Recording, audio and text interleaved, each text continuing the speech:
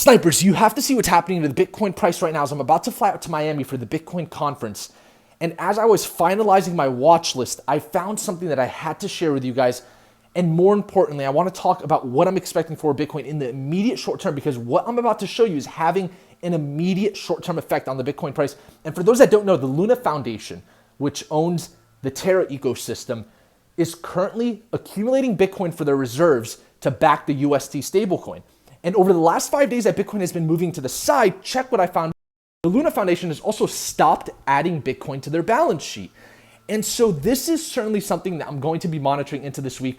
But more importantly, snipers, I want to dive into the charts because a lot of you guys are becoming a little bit more hesitant on this upside move that Bitcoin is going to breach back above 50,000, with Bitcoin kind of stalling out below 47,000 where we have our previous weekly open. But I want you guys to realize that as long as we stay above our 20-week moving average at 43,800, we are still good to go. We're still on the path to see this breakout. And so there are some things I do want to address before I go to Miami.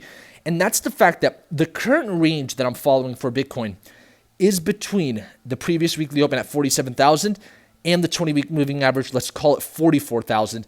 And as long as Bitcoin is moving sideways inside of this range, everything is going as planned.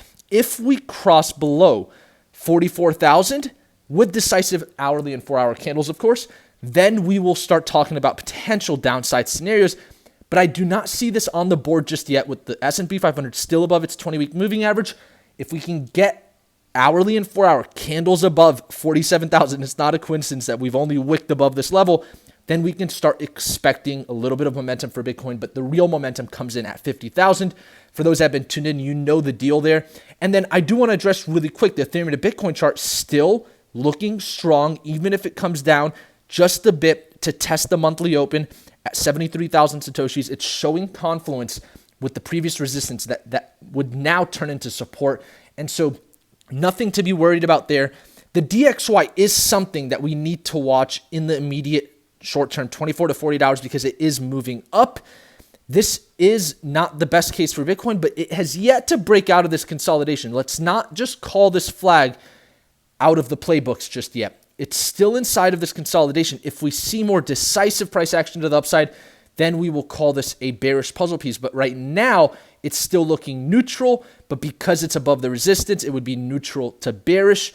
And so this could indicate maybe a slight pullback in the S&P 500 and cryptocurrency market if the DXY comes up to test this macro structural resistance, which it's yet to test. Maybe that's where we form the lower high for the DXY, which, by the way, is what triggered the bull market in both 2018 and in 2020.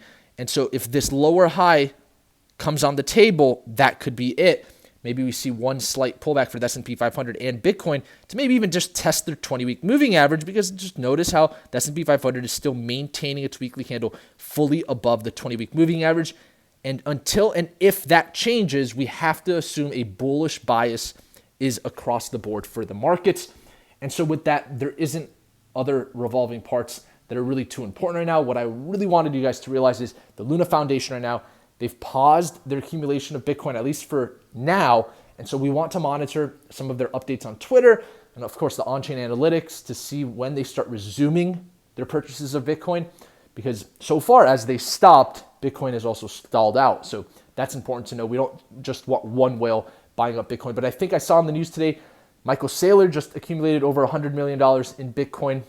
And then even the Canadian Bitcoin spot ETF hitting all-time highs, I think, for this year's inflows. So we're still seeing institutional accumulation, nothing to be worried about yet. If we stay above that 20-week moving average, I'm still extremely bullish for Bitcoin to get to 49,700. We break above that, 58,353 is on the table. We get below 44,000, I'll get a video out, an emergency update, because then we can start talking about downside scenarios. But no reason to look at that just now with the S&P 500 still maintaining its weekly candle fully above its 20-week moving average. Let's see what happens. Maybe we'll see some sort of momentum while the Bitcoin conference is going on in Miami, the largest conference in the world for the cryptocurrency world. So if you're going to be there, hit me up on Instagram. I'd love to possibly set up a meetup or something with you snipers.